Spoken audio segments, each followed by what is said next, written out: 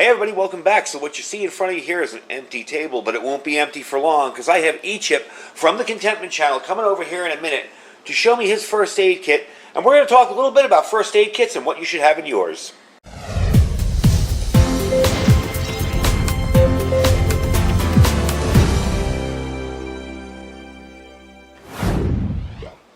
Hey folks, it's E-Chip with Contentment channel, and this is a new thing you're not used to seeing for us. I am here with Iridium 242. How you guys doing? the famous George Cox with Iridium 242.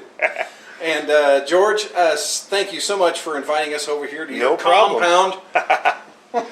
So he brought over his first aid kits, and this is the first one. This is kind of like an over-the-counter type meds first aid kit that he put together.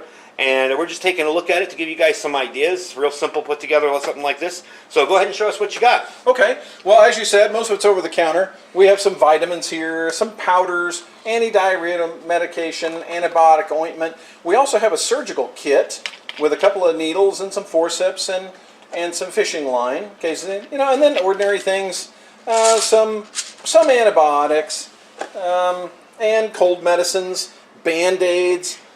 Just sort of the run-of-the-mill things you might keep in at home. Yeah, the good part about it is you have it in a kit. So if you have to leave real quick in an emergency, you got it ready to go. Or if you have to take it somewhere, because you guys are fairly remote. We are. So there's a good chance you could be half an acre away, and Robert could be hurt, and you got to grab this bag and go out to her. That's right. So yeah, that's a good idea to have it set up like that. So this is his first kit, and this is kind of just his over-the-counter type, everyday, basic first aid kit.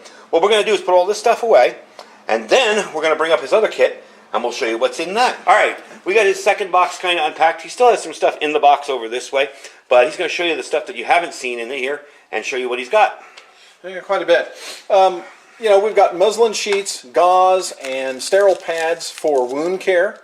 Things like that. We've got a lot of gauze, got a lot of cotton, things like that in the event that we have a serious injury out there at Contentment, because I'll tell you, it could happen. We're always hurting ourselves out there. Yep. In one way or another out there working on that landscape, and so this kind of stuff comes in handy. We've got our prescriptions. We even have shaving cream and a razor to shave in case we have to do some kind of surgery. Yeah. You get a bad cut on your arm and you have hairy arms, maybe you want to shave that off before you stitch it. Most doctors will do that generally. Mm-hmm. And it's good that you have the prescriptions. I was telling them, make sure you show the prescriptions, because in an emergency kit you should have prescriptions like that. If you get stuck during, like the last time, we got locked down overnight. It was boom, done. Everything was closing right and left. Now the pharmacies didn't close this time. But you never know, some kind of societal unrest like we're seeing, that could happen easily, and then you don't have a way to get your prescription. So always good to make sure you keep those in there. Right. And with our being at Contentment, which is a fairly remote area, it's at least 30 minutes to town, and they don't know our prescriptions because we just moved there. Right. So, they may not have that stuff. But one thing I want to show you, and this is a very important book. I've had this book for years and years. Mm-hmm. Swear by it. Move it over so they can see it. Sorry. There you go. Where there... Oh. I can't see. Okay. He's not used to my setup. Where there is no doctor. It's a very handy book. Can tell you, it's good for basic medicine. Yeah. So. And you've got a lot of good, what I like to call ditch medicine there. Like a real emergency where somebody's bleeding out, it will tell you how to fix that and try to at least help them. There's another one that's called Where There Is No Dentist. I know that because my dad was a dentist. So that's kind of handy too for different types of tooth pain, because tooth pain can take you out. When you're sitting there feeling miserable and there's a war outside of your house, you don't want that. So that's the second one. You also had a machine in here. You have your breathing machine in here with your albuterol. That's kind of handy to have in there. I know that stuff isn't cheap, but you can buy a lot of that stuff on the secondary market. Now I'm seeing them on eBay for like $25. Yes. So if you do need breathing treatments or albuterol treatments or whatever, again, just have what you're going to need in the future in case something bad happens and you can't get it. Sure. And the nice thing about albuterol is that it's wrapped in foil and kept from light. So pretty much if you keep it at a decent temperature, keep it out of light, it lasts a long time. Yep. I remember when they switched over formulas and I still had some of the old liquid ones that I still think work better. because I get it from allergies. If I'm around horses, I lock up, so I need it. Yeah. And I kept those. God, that stayed for years. I had leftovers.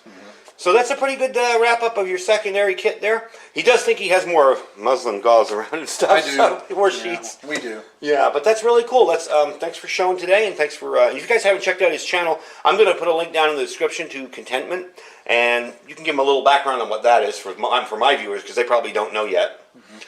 Well, Robert and I, we have made a transition from city life to off-grid living, and we live in a small, when I say small, 384 square foot, basically a shed that we built ourselves last year that we now occupy off-grid, and we are starting an off-grid homestead from scratch. That means there was nothing on the land.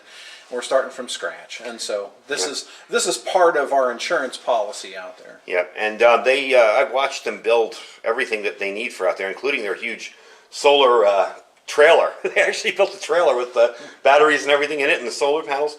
So you might want to check them out. They have a lot of interesting content on there. And if you're looking to set up a bug out location or think about maybe starting from scratch somewhere, that's the place to check it out. So anyway, thanks for coming. Thank you, George. Thanks Much for having me. appreciated. It's very cool to meet people in person. I love meeting YouTubers in person. It's kind of cool.